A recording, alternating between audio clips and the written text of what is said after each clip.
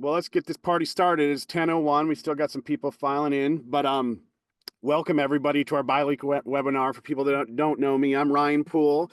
I'm a real estate agent, just like you all. I've been doing it for over 20 years, and I'm also the founder of RealTrade, which is an online marketplace and social media platform for real estate. And we launched about 3 years ago now. We got thousands of users working hard on getting more buyers and sellers. And I tell agents, create a profile because you get free leads off your own listings, if you can imagine that. But it's definitely my honor here to co-host this bi-weekly webinar. We want to add value agents. We've had a lot of changes through the last year, especially with all the condo changes, of course, the whole NAR settlement. And we've had my co-host Jim Brown, a real estate attorney, founder of New Path Title and the awesome closing software Title Leap, to shepherd us through all these changes. He love doing this bi-weekly webinar, and awesome, Jim, to have you on here to co-host all these new condo changes. Because guess what, guys? It's super confusing right now with the condo market. There's a lot of big changes that are happening. Obviously, the prices are going down right now on condos, and I think a lot of it is because us agents and the whole public need to get educated on what's happening and present it in the proper way. So that's why we have Jim. Jim, go ahead, take us away. All right, you guys. So it's my pleasure to do the thing we're about to do together. It's been a long time practicing, and the most rewarding things I've been doing, it's this. We're going to talk about condos today and how to make money on condos. If you could, we have a social gathering at Sushi Joe's this Thursday night at 6 o'clock. If anybody wants to join us, we're going to meet up. First drinks on me, just hang out, no agenda, just get to know each other and talk about whatever you guys want to talk about. Like and subscribe, that helps us out tremendously. We got an updated closing cost calculator. It has all the latest and greatest features that buyers agents need to use and sellers agents need to use when pitching your listings. My goal is to tell you guys what you won't hear anyplace else. If you have any questions, please put them in the chat and Ryan will get to them as we move along. And always text me anything you guys want to talk about in the future. Turn on your camera. That helps a ton. A bunch of people have their cameras on. When I see your reactions, we can move through the material quicker. Question and answer at the end. And without further ado, Ryan, did you have anything else you want to go into? No, I just shared the links to New Path Title 2, if you can check that out, especially that closing cost calculator, closing calculator, and also, you're awesome, which I use all the time, Title Band. So that can all be found right there too. So. All right. How to make money on condos. That's the topic today.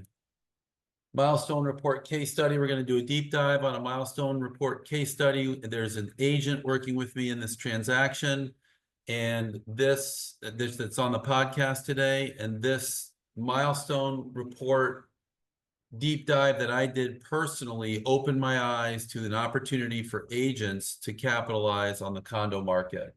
We're also going to talk about an open permit case study, shocking tale, true story. You can't even make this stuff up, and the value of title advance and being ahead of the ball. Text me 24/7. I'm terrible at email. I apologize ahead of time, but if you text me, I'll get you an answer on whatever it is you have quickly. Can do away with that.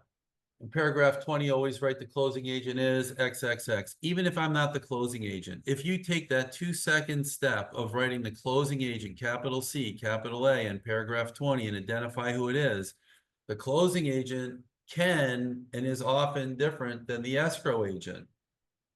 Take 2 seconds to write in the closing agent. I don't know why that election box isn't there. All right, today's February 25th, 2025. Condo inventory is up. Condo inventory is up. Condo sales are down, and buyers and sellers still want to do condo deals. I've got clients calling me all the time. They want to buy condos. They want to sell condos. There's a lot of confusion. A lot of agents are telling me condos are too confusing, too much work, and too much liability. I've heard all those statements from realtors lately saying we're getting out of doing condos. What does that mean for us, the educated agent? Double down on condos. Yes. Just know what we're talking about. When you know what you're talking about and you talk to an agent and you talk to a buyer or seller, you instantly instill confidence. Today's productive condo agent knows how to read and explain a milestone inspection and budgeting reports. This is a huge opportunity for agents, but it does take some time to understand. And the best agents not only will know their Sears reports for their buildings, but they'll also know the Sears reports for the comps. We're going to show you how to, I'm going to tell you how to turn this into a marketing opportunity. I think there is an opportunity to actually lever the time you spend learning about this stuff to instill confidence in your clients, in your area, your potential clients, that you are the expert on this topic. Sears, why? Because Sears reports affect the value both up and down. And all the algorithms don't take Sears into consideration. I've been talking about this recently. Agents texted me after the last show. They didn't understand. We're going to talk about it briefly again in this show. And why is this an opportunity? Because other agents simply aren't taking the time. They don't know and they don't understand what's going on. I'm in the middle of several Sears deals today. Trust me, no one gets it. When I say no one gets it, there's like this little handful of agents that understand what's going on, and those people endear themselves to their clients. That's where your value lies. Nothing's flying off the shelf today. Agents called me yesterday. I got texts from 2 agents and had phone calls with a couple of other agents. They said they've sold less this year, this quarter, than they have in the last 3 or 4 quarters. You've got the time. Invest your time wisely. Now's not the time to sit on your heels and figure out, when the next phone's going to ring. Make that phone ring. Does anybody know the big difference between the new and the old condo laws? It's called the kick the can rule, and it's easy to explain. Who knows the difference between the new condo rule and the old condo rule? If you don't know that difference, that's the fundamental thing you have to learn today. The new condo rule is associations can no longer postpone funding deferred maintenance items. Best way to explain it is to just tell your buyers, under the old law, if you had a building with a 10-year roof and the roof was $1 million, the unit owners under the old law could postpone funding that $1 million roof until year 10. What does that mean? There's going to be $1 million special assessment. Under the new law, a little bit of money is set aside each year in a separate account to save up to $1 million to pay the roof in year 10. That's the only difference. That's the fundamental difference. That kick the can option on structurally and viable, not structurally viable, but the vital structural elements of the building: the roof, the electrical, the plumbing, the structure, the balconies, the railings, the parking garages. All those things can no longer be kicked down the road. Now, can they defer funding for the tiles on the pool coping? Sure. But they can't defer funding for the balconies. And we're going to do a deep dive on what that exactly looks like. So this is a case study on a building called a Consulate. Again, there's an agent on the podcast today that's working with me on the Consulate building. If anybody knows it, it's the old, one of my clients wanted to buy in the Consulate. This is a high-rise building from the 80s in an older complex called Land of the Presidents, just north of Palm Beach Lakes Boulevard. And this complex is another building called Presidential, which has a history and reputation for deferred maintenance, code compliance issues, and other financial issues. I had a listing in there last year, and it's crazy. It was I got one in there right now. I just took on the 16th floor. Yeah, well, I didn't sell mine. Here's what keeps an this estate sale. podcast. Here's what keeps this podcast real, right? You can go to a bunch of different podcasts and hear pontificators talk about pie in the sky issues. On this podcast, we're going to break it down, and we're going to talk about buildings we're dealing in and the issues we face in Palm Beach County. Yeah. So lumping my and apparently your negative history all together, my knee-jerk reaction was not good decision for my client to buy in the Consulate. That's where I made my biggest mistake. That was my fundamental flaw. Why? I went on not fact. I went on what I thought was the history of the way this particular building was. I took a little reading, it took a little reading, but I found it, and my educated answer was very different from my knee-jerk response. I can only imagine this scenario is playing out time and time again in Palm Beach County or throughout the state of Florida. The whole You see state. I mean, in Broward, Dade County too. I mean, it's the same thing. North Florida, we just got a buyer's representation agreement for a condo purchase in Orlando. We're going to do the same analysis in Orlando. Now it's a little farther from the beach, but that just means that the reporting timeline is pushed out a little bit, but you still do the same analysis and you still have the same conversations with your client. What changed my mind? Simply reading the Sears report. These reports take time to understand, explain to your clients, but this is where the magic happens. This is where you set yourself apart from the other agents who just don't know. Milestone inspections are just that, physical inspections of the property. These are important reports, but only to engineers, regulators, budgeters, and people that are going to be looking at the reports for doing what? They're going to be doing the Structural Integrity Reserve Study Report, aka SIRS.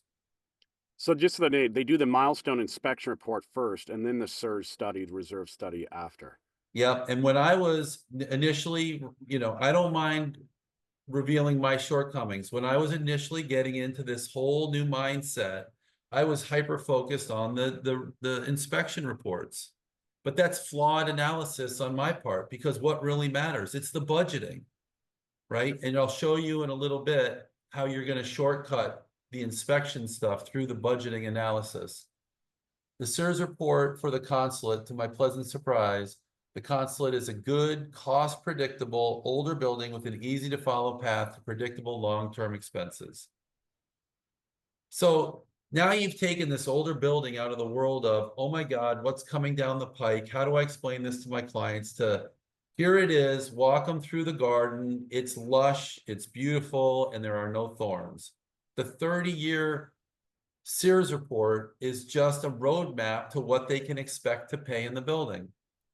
So here's the Sears report for that building. I gave you guys a link.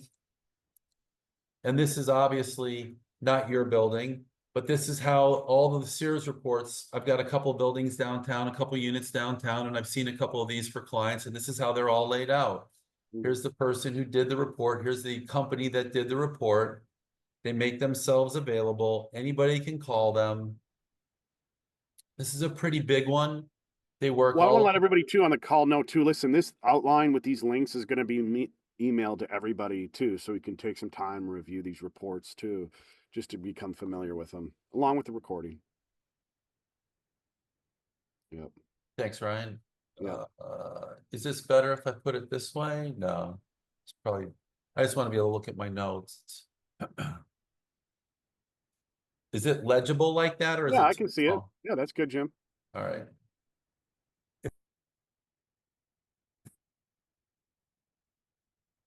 If you have clients that want to thoroughly, whether it's for a purchase or a sale, we can assist with this stuff. I will get into that in a minute. So this is Sears is just a 30-year roadmap to what ownership looks like. The big, my wife says to me all the time, I'd never own in a condo. I don't know what the costs are going to be. Now it's no longer a mystery. So as much as we hate this stuff, it's actually a great opportunity for us to lever this stuff and use it as ammunition to bolster our strength in front of our clients. Welcome to your reserve study invitation, or a little explanation. There's a table of contents. And just to let everybody know, every condo, come January 1st, 2025, this was supposed to be mandated that they were supposed to have this done, right? They were supposed to have the reserve study done by that date. And there's about 25% of Florida condos that don't have this done. Some estimates are even higher than that. So what do you do if it's not done? You go to your condo writer and you check the vision off that it's not done. And now you've done your job. And so it just starts the conversation, but you've done your job from a liability perspective. And then you can get some information on when it's coming, or you can move on to another building because your buyer is not secure. You can also have the conversation with your seller. This is going to be a problem. Yeah. This is going to be a problem. So here's the first place you would fast forward to. This is the reserve study executive summary. At first glance, this executive summary is a little bit shocking. Why? Because it says reserve risk of special assessments high, right? So you go, oh my God, this is terrible. You have to read further. There's a couple of assumptions, and one is inflation, and one is the after-tax effect of the earnings you're going to make. Assumptions in there that everybody can say, you know, prices are going up. That's all considered because this is a 30-year study. They talk about how the funds are going to be set aside, and there's two pools of funds. There's things they elect to do, and then there's mandatory funds that they have to set aside under the new law. They talk about an So, hey, I got a quick question, Jim. You know, these SIRS studies, are these explain. putting anywhere publicly that like a database that agents could search out if they're looking for a condo for their client, for a buyer, where they can review these? Is there any kind of public place to where they could find these? So Or is it just, yeah, it's on a unit by unit basis. so building by building basis? So the building, if they have a Building by website- building basis. So if the building has a website, they might or might not share it, but it isn't mandated that they have to share it. They have to share it. It has to be made available to the Yeah. unit owners. And Yeah, it has to be for the unit, if you ask, if you request it, but I'm just saying they don't have to put it on their website for everybody to well, see. there's a law that says they have to put it on their website, and the threshold for the size of the unit where it has to be published is getting smaller. As we speak, they're low. So units of 100, buildings of 100 or more units have to have them published. I think the new law is buildings of 25 units or more have to now have them published. So it's going to become the gold standard for evaluating buildings, right? Okay. Your inspection report is important. The faucets don't leak. The dishwasher has a couple of years of life left in it. But the budgeting summary, the SEERS, is the thing that's going to be the gold standard for looking at your building. Go ahead, Gia. So I understand that the Sears is required for them to disclose it, but does it also mean that they will now be required to disclose the budget to the agents that ask? Because one of the challenges we've had in the past is the associations would say, sorry, we're not allowed to give that to you. You're not allowed to get it to your buyer. You have to go through your seller. And if we find out that your seller's giving it to you, I've had them tell me these crazy things. Is there anything that's going to say that everything must be disclosed by the association? So in the governance form that is in another, that we're going to get to in a minute in the checklist, in the governance form, which is available online, there's a requirement that the association has to make available to sellers who make requests of certain documents within certain time periods of time. I think it's 10 days. So that's our tool, is the governance form. And associations that say we don't have to do this, they're just not right. Now, do they have to send a SEERS report to every agent that calls the building? No. So how do you make that happen? You say that this is, you craft an email from the seller to the association that says, we want this, and you're CC'd on the email, and by virtue of their response, you're going to get a copy of the SEERS report if it's not already on their website. Now, I've talked to agents, I've talked to association managements myself that don't know what's on the SEERS report. And I've had to try to have intelligent conversations with association management that you would think would be well-versed in the SEERS reports that aren't. So it's a matter of you getting your hands on the report and you digging into it and you doing the hard work. But they can't deny the report to a seller who asks. So here's the world of things that are going to have to be worked on and budgeted for over the next few years. And so there's balcony railings, and there's windows and exterior. We're going from the top. We should start at the top. There's the roof, and we're going to get into, and well, actually, here's a little summary right here: 12 years of useful life, and it's got a 30-year useful life, and so they want you to budget $676,000. And so every one of these little items has a useful life, which is it's expected to last at the time of installation. And then it has the remaining years. And so you get to something like the fire sprinklers, has a 40-year life, and there's 2 more years of use. So you know that's going to have to be more heavily budgeted for. And this whole matrix is how they construct that summary, the executive summary of where they think the special assessments are going to come from. But I'm going to show you in a minute why this shouldn't be so shocking. So you come down here and you see all the different components, the waterproofing, the electrical system, the windows and doors, and the other components. And then you can skip down. There's a whole bunch of, and this is typical of most of the SERS. I think they could do a little bit better job organizing it. They make some inspection notes, but you come down and you look to the table that says the total funding value. So here's the list of items, and here's the funding balance, and here's the total balance for all the funding items over the next 30 years. That value is the same exact value. Sorry, you guys. As this value in the executive summary. Can everybody see that? Yep. Now, if you take that value in the executive summary and you divide by 30, you're going to see there's going to be about, over the next 30 years, or until 2039, sorry, until 2039, that's the budget they need to keep the property in good repair. It's about $2,500 a year. Boom. Is that palatable to your client? I would think so. The consulate sells for pretty much $500,000 and up. The fees right now, the standard assessments are relatively reasonable. A $2,500 a year special assessment for the next until 2039, and they're going to probably just factor that into the regular assessments. I think that's completely palatable. $2,500 is $200 a month on top of their regular fees. All of a sudden, this place looks awfully attractive to me as a buyer. If you go further down the report, for the more inquisitive buyers and the more inquisitive agents, you're going to get to a section of the report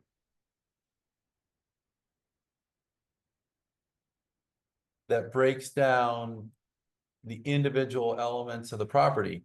So here's the roof. Not everybody cares about the roof, but as the seasoned agent, you're going to take a look at this thing.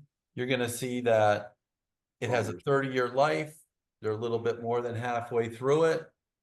And the range of roof repairs, best case is 608, worst case is 743. That's what they estimate. When the roof needs repair, that's what it's going to cost. And then let me ask you, is that factoring in that 3% inflation? Yeah. Okay. And cost increases in construction and all the things that, you know, myself, we knee jerk to say, well, is that accurate? Yes. Then you go to the next item. Hey, Jim, quick question. I'm sorry. If you go up to where it says funded, it has a yes. So on the top left corner, no, stay where you were. Okay. Sorry. Yeah. So I was saw that. curious. I wonder if that's already Yeah, where it says funded, yes. so yeah, right at the third line.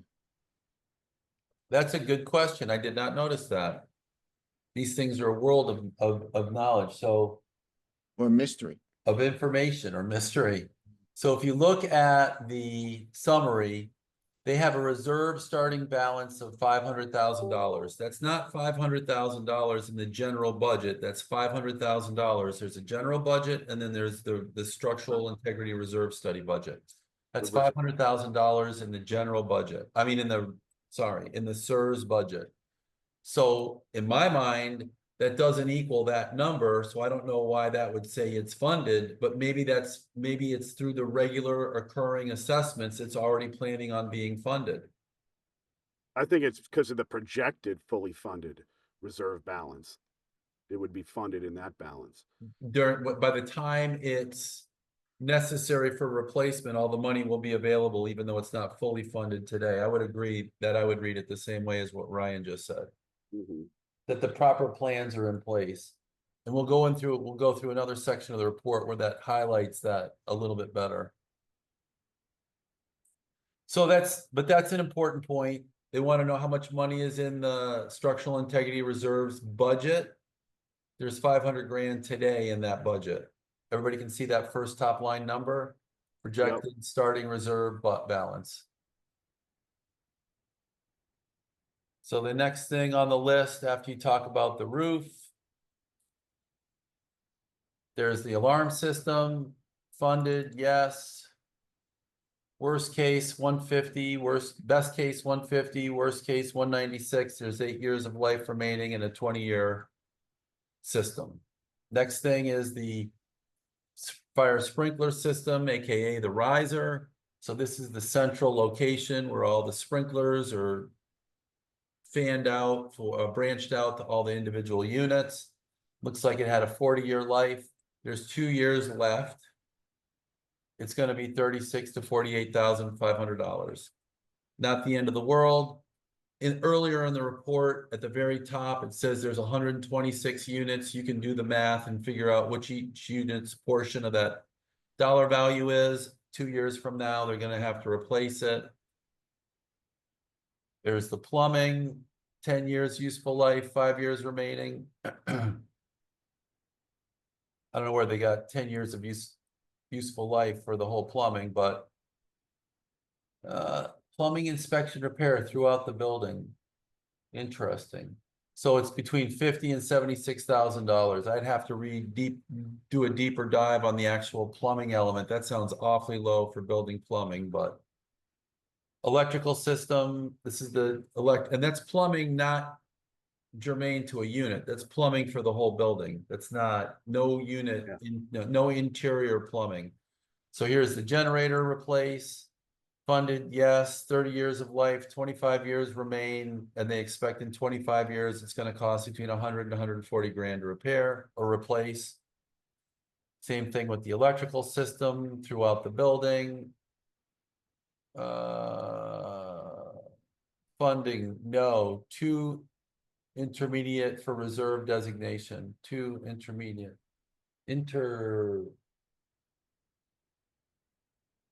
What is that word? Indeterminate, unable to determine. For the reserve. No major concerns or projections history reported by the client during the current agreement engagement in accordance with Florida statute, structural integrity reserve study based on visual inspection. That's interesting. Waterproofing and exterior painting. 5 years left on an 8-year life cycle. They give you the values. Balconies resurfaced. This is always a biggie in Florida. This isn't rebuilding the balconies. This is just doing a resurfacing and a somewhat in-depth work. It's going to be $583 to $750,000, and there's 13 years left. It's a pretty good life cycle, pretty good lifespan. Seal paint and waterproofing, 5 years left on an 8-year. So a lot of these things that are going to affect people's life because they're going to be living in the middle of construction and things like that, they're all further down the road. They give you the values. Windows, here's an interesting one. Remaining life. So there's 40 years in the windows and there's 2 years remaining life. They're funded. You know you're not going to be hit with a special assessment for that. They say the worst case, the best case is $365. The worst case is $426,000. Window replacement in a particular unit. Maybe it takes a couple of days. That would be a hiccup for a buyer wanting to buy. But I would explain it by saying a window replacement typically takes 2 or 3 days, maybe. Not a big roadblock, and you're going to get brand new windows. Utility doors, couple grand there. Automatic door system, couple grand there. 6 more years of life. Other components, unit balconies. That's always a biggie. $1.3 million to $1.6 million.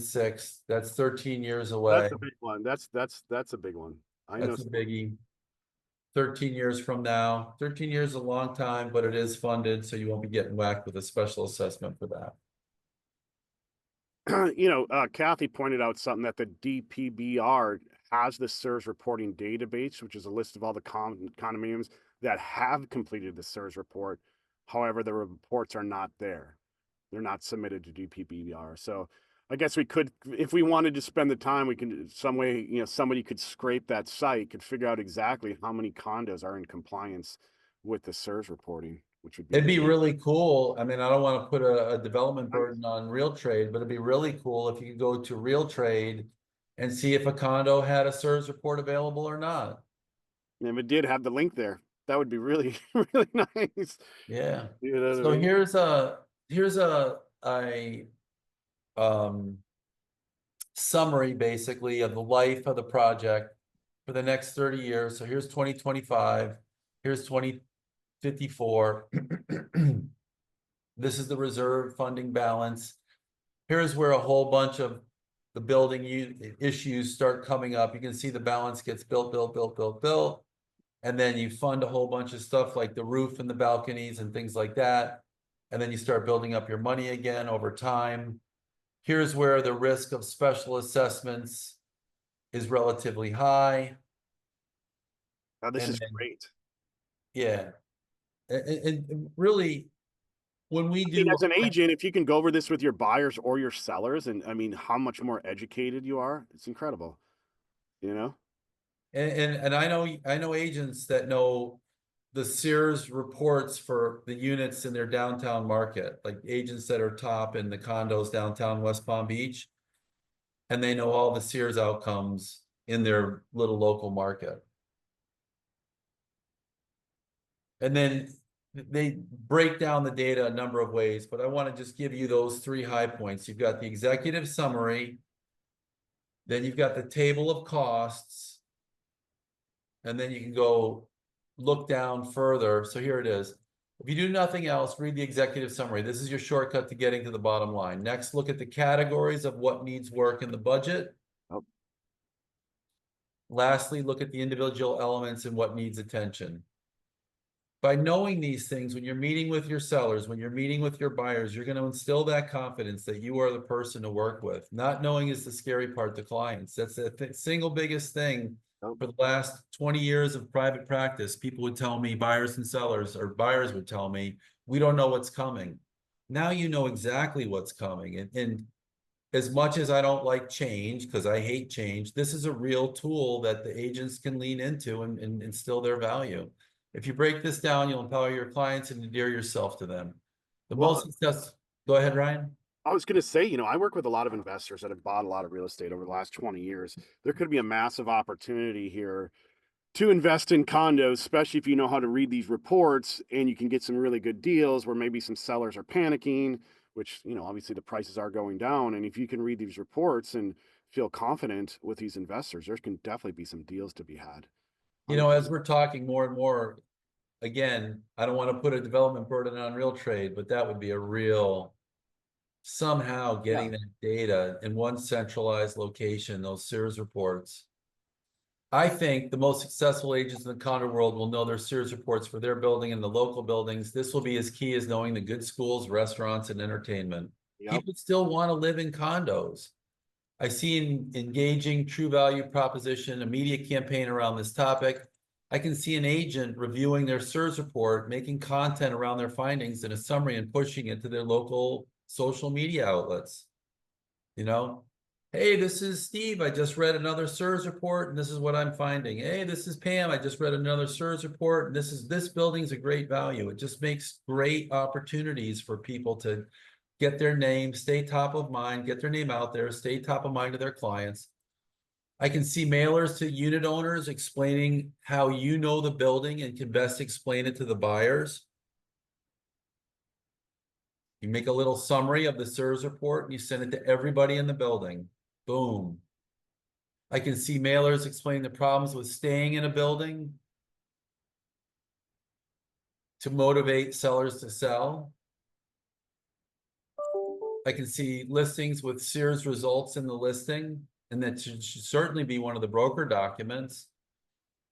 And I can see Zillow and Realtor.com listing copy explaining this to the buyers. So you've got not sophisticated buyers in New York considering moving to Florida. They get, you know, bad news travels fast, and there's way more negative content on the web right now regarding condos in Florida than there is optimism. And so you can create your own campaigns, display the myth, in your listings and the way it appears on Zillow and Realtor.com, you can explain the strength of this building to buyers. Series can be used to set expectations on the sell and buy sides. Yep. I'm not going to name any names, but I'm dealing with agents in buildings right now who have no clue what they're selling, good or bad. It's just an opportunity. We talked about it last week, the algorithm dilemma, I'm calling it the condo algorithm dilemma. There's two types of condos. I'm calling them impacted and not impacted. Impacted are the buildings that have heavy duty SIRS financial obligations. Not impacted are the buildings that aren't affected by SIRS financial impacts. I would tell you the Consulate is a not impacted building. And I break down a couple of examples here. We went over this in depth already. Here's the dilemma. The problem is Zillow. Wow, there's a There you go, Jim. Zillow and Realtor.com do not make any differentiations for condos that are impacted or not impacted. So you have to get ahead of the ball. You have to be educating your clients. The buyers aren't going to know what they're offering on if they're offering on a building that's heavily impacted right next to a building that's not impacted. Well, the algorithm from the heavily impacted building in the sales is dragging down the per foot values. And the value of the not impacted values are being drugged down by the impacted values. Does that make sense? It's all the same algorithms. And now you've got to deal with unpacking the bag for your client by saying, listen, we don't have impacts in our building, but this is the uphill challenge we have when you're explaining to your sellers to sell our property. We're now having to deal with the algorithm setting expectations in our buyers, thinking the values are lower than what we should be being, taxed at, for lack of a better word. These heavily impacted buildings are dragging down values for not impacted buildings. The fear is too. I mean, this could cascade into the single family home market too. I mean, there's a, perception's reality. People think, oh, the market's going down on condos. It's going to be going down on everything else. It's crazy. Yeah. I mean, what I've seen lately is people telling me from Miami they want to move to Port St. Lucie to a single family home. We're never going to buy in a condo again. We're going to go to a single family home. Well, guess what? That single family home is going to need a roof, and it's going to need painting, and it's going to need all the things that the condo needs in a few years. So you're not getting away from it. The SIRS report is the key to understanding it and breaking it down for your client. Yeah. I asked this last time. I'm going to say it again. Does everybody know what the assemblage dilemma is? That's buildings that are being bought up in assemblages for 2, 3, and 4x the value that are going to be drawing the algorithm up, and adjacent buildings that aren't in assemblages that are going to have these artificially high algorithmic values. You just have to understand how that's going to happen. So we're about to have 2 buildings at the corner of Flagler and Southern that are going to go for 3 to 4 times the street, 2 to 3 times the street value of the condo. That's going to drag the algorithm up, and it's going to artificially inflate the values of the buildings near that unit. But it's not going to truly be indicative of the value of the buildings near that unit, of the units near those buildings. And you're going to have to explain that to your sellers.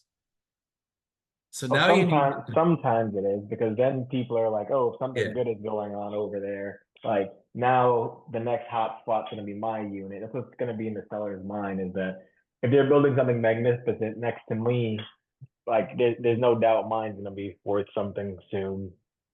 And that's another way to explain it, right? You're gonna have this built, so the algorithms jump up for those assemblage values. And it's gonna show in the adjacent buildings, which wouldn't have had an escalation in value just by virtue of the fact that you've got the impacted, you've got the heavily price appreciated buildings, but there's big things coming, right? So now you're going to be next to this beautiful building and that's going to drag the comps up. So if you're working in one of the adjacent buildings, there's a nice story to tell about the potential for value appreciation there. All right, so we went over this last time. This is the pre-listing offer condo checklist. This is what I've put together for you guys to cut and paste. This has all the stuff that's in the condominium rider, all the stuff that's in the... There it is, asking for the SIRS and inspection report, you know? And what we've been doing is Leanie and I are working on buyer's reps. We cut and paste it and send it right over to the other agents for them to get this stuff together. And there's a few goodies in here that you won't find anyplace else. Are there rental restrictions? Has the association ever voted to forego retrofitting its fire sprinkler system, handrails, or guardrails? It's in the condominium rider. I was slapped in the face with that one the other day. The litigation question is in here. So there's 22 things. This list was only about 13 statements long a couple years ago. And then here's the governance form that Gia was asking about. In the governance form, there's the rights and duties of the association and the owners, and unit owners have the right to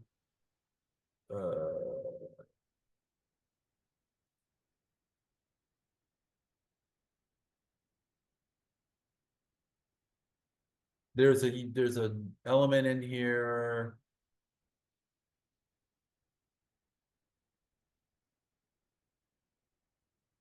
Yeah, that they have a right to the reports and the financials. Yeah, Yeah. it's in here somewhere. I forget exactly where, but here it is. Provide a substantive written response to any inquiry submitted to the board by certified mail. The response must be sent by 30 days, 60 days. Let's see, the association. Here it is. The association must make its records available for unit owners inspection within 10 working days after receiving a written request. Send them that if their condo's being difficult, you know. And if you want to text me and talk about what to do next, text me and we'll talk about what to do next. That's what I'm here for. Case study. Okay, so does anybody have any questions on, we're at 10:45. Does anybody have any questions on milestone inspections and how to use these to make money? Nope. I mean, amazing, Jim. Either everybody's glazed over. I did an awesome job explaining. No, All you right. did. I want to spend some time reading this report. Obviously, get familiar with it. I think this is a heck of a marketing opportunity now as an agent to go out to these, especially to these condos, these older condos, to do mailers, to do things. Hey, I wish I followed my own advice a year ago. well, we talked about this over a year ago. I wish I followed my own advice a year ago and sold the few condos that I had. We did. We had some people contact us through RealTrade. I actually have a link to the Senate bill. And I know some agents that sent out mailers and said, I'm an expert in your building, and sent us a bunch of condo deals. There you go.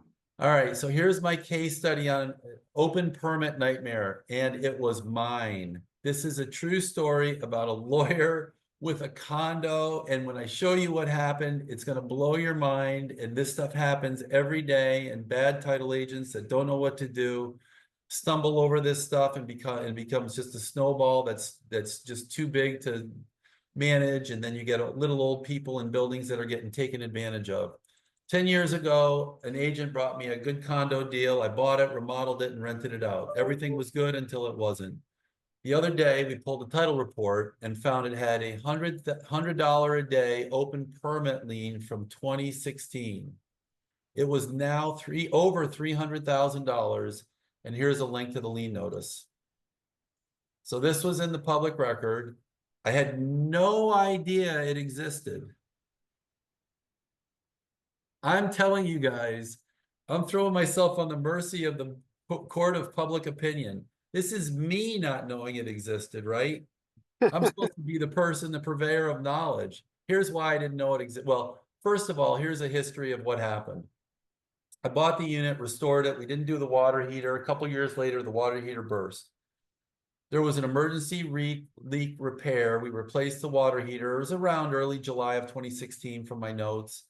And then we applied for the permit after we did it. I called the association. I said, who's your preferred vendor? They said, we'd love to work with XYZ PDQ. We plugged them in, and then they did the repair, and then they made the permit application. So the permit, the repair was made in July. The permit was applied for later in July, and the permit was issued in August, a couple weeks later. Should be the end of the story, right? No harm, no foul.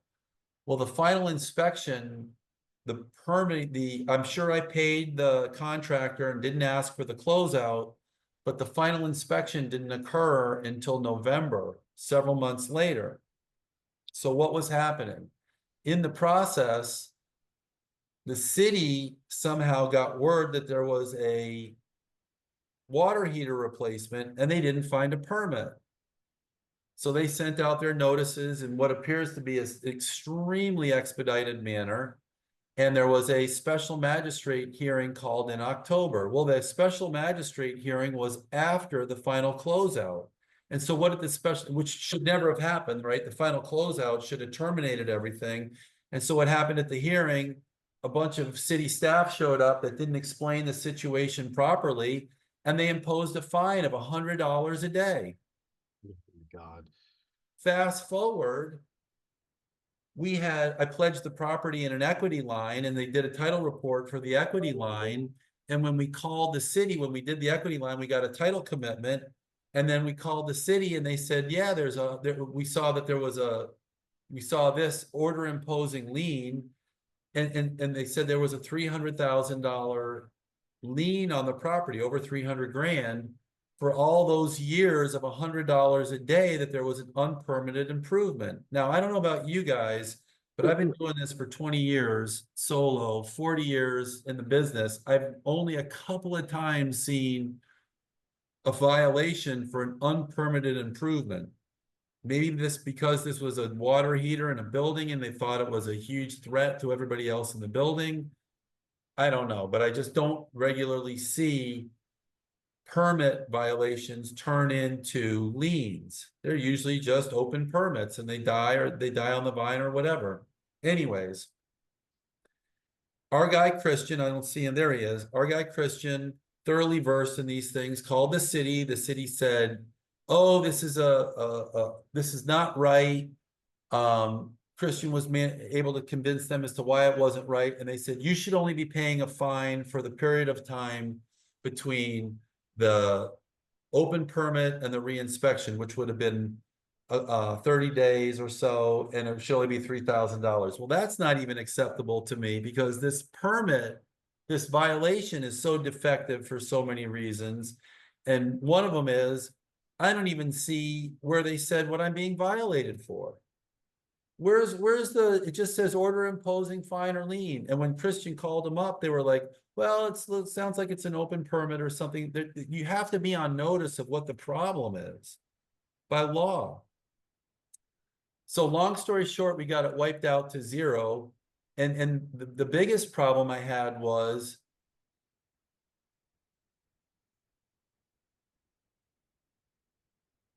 notice. Okay, so the biggie is you don't see on the face of the notice. I hear from clients all the time, they never received notice of the violation. I never received notice of this violation, and it's been bothering me ever since this came up a week ago, and I dug down a little bit further, and this is what I found. This is the first thing owners always tell me. Oh, I never knew. And I always say the same thing. Yeah, you knew. It just, and then they always provide the records from the city that shows where the certified mail went and somebody signed for it. Oh yeah, and it just happened to be you signed for it. You know, I mean, it's really embarrassing, but everybody says, oh, and I never got the notice. Well, I really didn't get the notices, and here's why. Here's the deed that was recorded for that property. When I bought the property, I was buying it from US Bank. It was a foreclosure and it was inventory held by the bank. And Green Spoon Matter, Equity Land Title, an awesome firm, an awesome title company, just before they recorded the deed, they struck the address for the grantee, the buyer, and they wrote in the address of the property.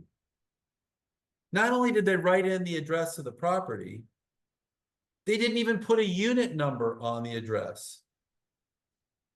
So now you're the public staff person and you see the violation and you grab the deed and here's going to be your notice address. It looks like 6305 South or 6305 Sappadilla. Well, it should have been under here is the address of my office, 1110 North Olive. They write in 6305 South Sappadilla or Sappadilla, which really should be 630 South Sappadilla, right? 6305 doesn't even exist, but even if they got 630 South Sappadilla, there's no unit number. So where are the notices going? I mean, to the HOA. I mean, to the, I would, not even the HOA that was going to, I guarantee you, if you pulled the certified mail, it'd say 6305 Sappadilla. So I truly never got the notice. The staff was working in an expedited manner. They called this hearing very, very quickly. And I'm being fined $100 a day. Okay, why isn't the city giving me a reoccurring notice like every quarter or every year or every something via email? Hey, by the way, you're being fined. The system, you know, is broken and these things happen. And had this been, the title agent must have changed the address just before they recorded it. If I had changed the address or I had had knowledge of the change, it would have had my initials on the deed. I'm the grantee. I'm the only one affected. I should have been noticed of that change. I wasn't. Imagine if it was an older person and an investor showed up, knocked on the door and said, hey, did you know you have a $300,000 lien? I'll give you $100,000 for this $400,000 property. How attractive would that look? Or imagine if it was a title agent that didn't know enough to dig down and get to the answer and figure out what the problem was and get this thing reduced at an administrative level.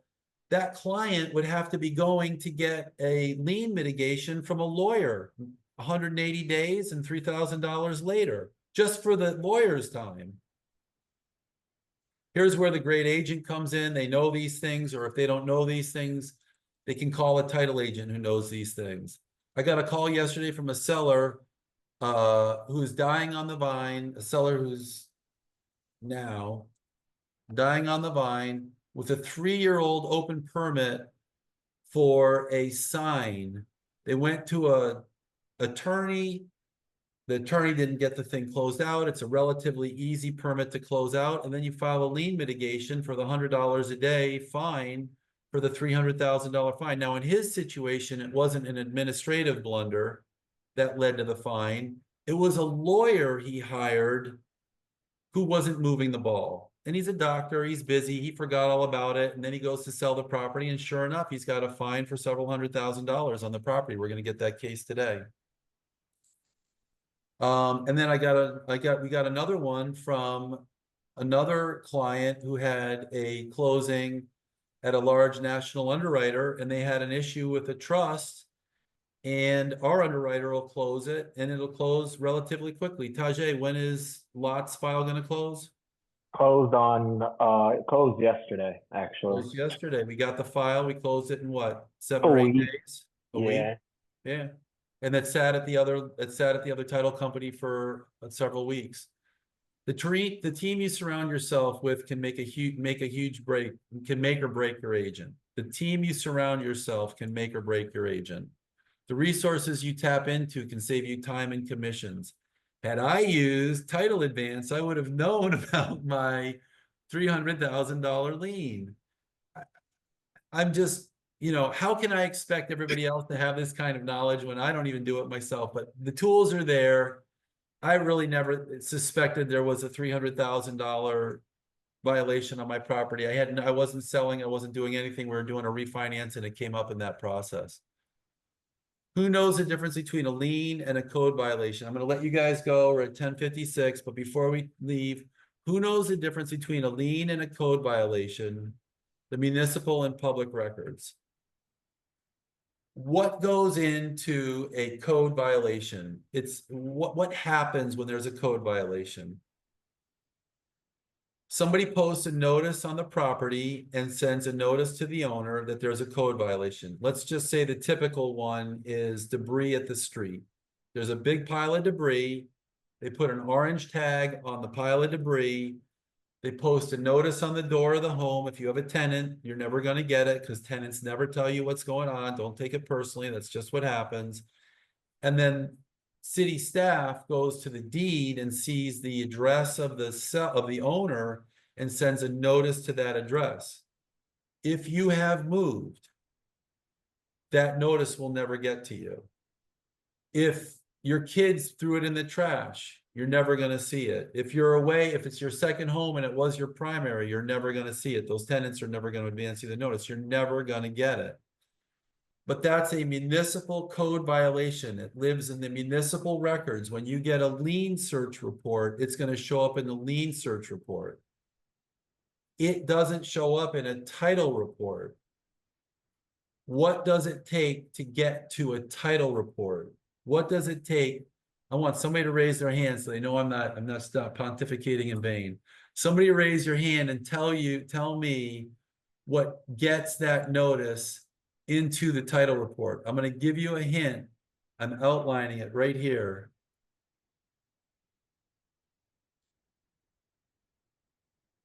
When there is a hearing and somebody sets a order, or somebody sets a fine, a judge sets a fine, now this is a lien on real property. And it goes against the property and has to be paid off at closing. It doesn't just live in the municipal records. It now lives in the public record and it has a daily fine accruing. So what's the difference between a code violation or an ordinance violation or something in the city records versus the public record? It went before a judge.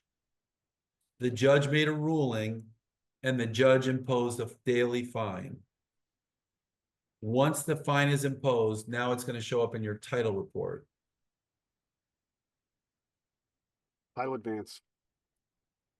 All right, we got a couple of items in the chat. Ryan, have you been following that?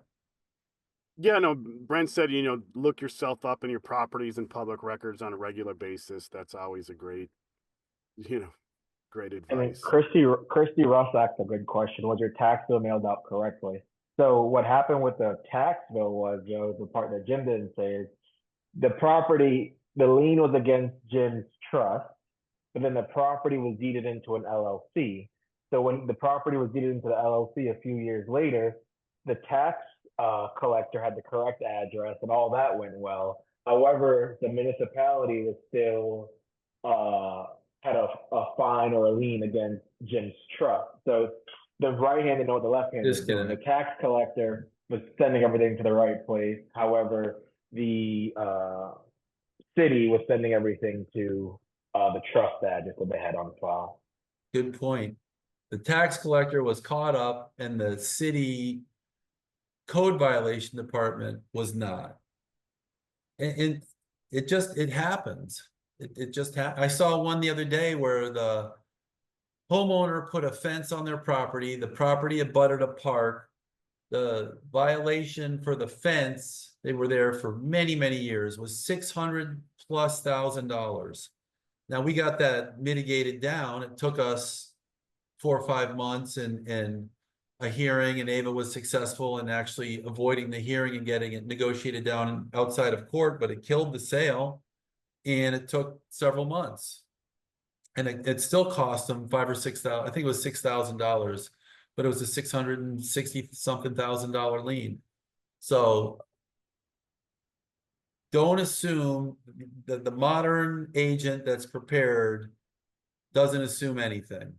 You get your title advance, You have those painful equity conversations with your client. If the title advance reveals 2 mortgages or 1 mortgage, and you see there's 2 on the title advance, you know, you're just ahead of the curve. You're ahead of the title agent. You're ahead of the curve, whether we're closing or somebody else. I will let people know too. Listen, you can go to New Path Title and order your title advance there. You can also order it on RealTrade, actually under your dashboard as well. Title advance has a profile there too. You know, keep it simple, but guys, do it on every single deal, whether it's your buyer or your seller. It's an amazing resource.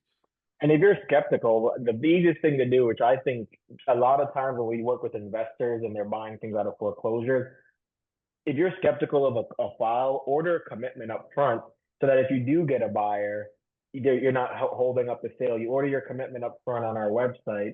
And then when you do find that buyer, we make sure everything's cleared up and you're ready to go once the contract is present. And we're going to refund you the cost of the commitment at the closing. So if your client won't pay and you want to pay because you want to get that commitment, you can go to here, you can order title products. You click on order title commitment. It takes 1 to 3 days. They're $175. You fill out a few pieces of information, and then we're going to refund you. If the seller won't pay up front, we'll refund you that commitment fee at the closing. Just ask for it and we're happy to give it back. Alex, what's up? I work with a lot of wholesalers and flippers, and I was wondering how this can really be beneficial to them. So the title advance, we're going into overtime right now. And if anybody logs off, I'm not offended. The title advance is not great for flippers to make decisions on, but it does get you in the ballpark of what's going on. Okay. When you order a title commitment from Order Title Products, you're going to get the exact roadmap that the title agent uses to close your file. Okay. So that you can lean into.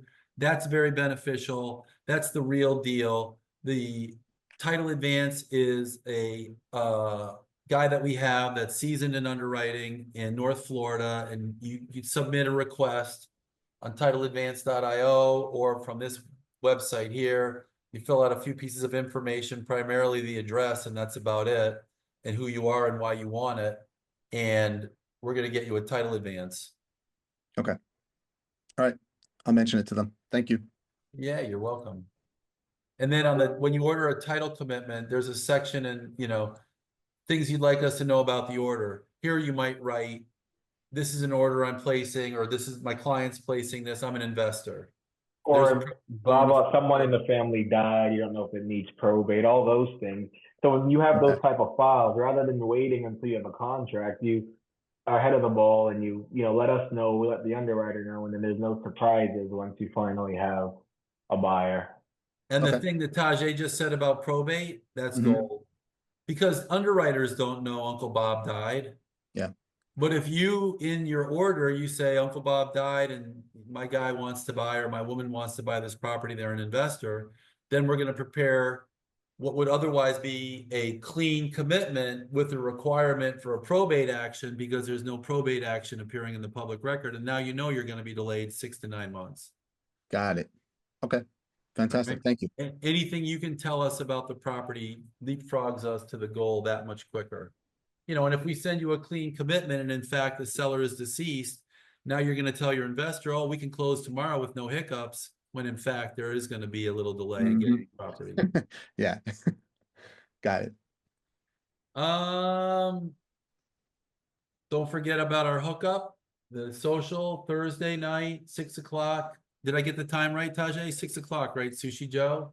That's 6 o'clock. First drinks on us. The closing cost calculator, we talked about that. Title advance, we beat that to death. 24/7 attorney support. I want to take a minute to plug Ryan. He has a great tool. This is, every time I go on here, I find more and more stuff that I enjoy more and more about the product. And I see more and more agents telling me that, oh yeah, RealTrade, I found my buyer on RealTrade, or I found my seller on RealTrade. There's networks that are evolving that don't include listings. Yeah. You know what's cool about RealTrade too? You're not even signed in, is like, you know, like click on that presidential way condo, you know, the agents, we share their information, even if the public's using it and they're not even signed in, like we share your information and email. So, and we have thousands of buyers and sellers that use it.